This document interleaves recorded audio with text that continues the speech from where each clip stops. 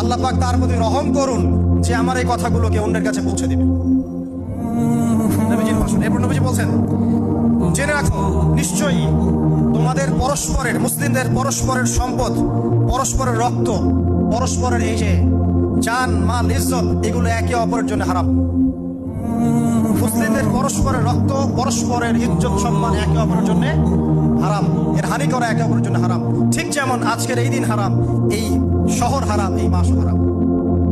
নবী করিম সাল্লাল্লাহু আলাইহি ওয়াসাল্লাম বলছিলেন, জেনে রাখো তিনটা বিষয়ে যেন তোমাদের অন্তর কখনো খেয়ানত না করে। তিনটা বিষয়ে তোমাদের অন্তর যেন কখনো খেয়ানত না করে। এক, তোমরা যে কাজটাই করবা শুধু আল্লাহ পাকের সন্তুষ্টির জন্য করবে। তোমরা যে কাজই করবে শুধু আল্লাহর সন্তুষ্টির জন্য করবে। তোমাদের শাসক বর্গের কল্যাণ কামনা করবে। তোমাদের শাসক বর্গের কল্যাণ কামনা করবে। 3 নাম্বার, মুসলিমদের জামাতকে আঁকড়ে ধরে রাখবে। মুসলিমদের ইউনাইটেড কমিউনিটিকে আঁকড়ে ধরে থাকবে। এই তিনটা বিষয় পালনের ক্ষেত্রে তোমাদের অন্তর যেন খেয়ানত না করে।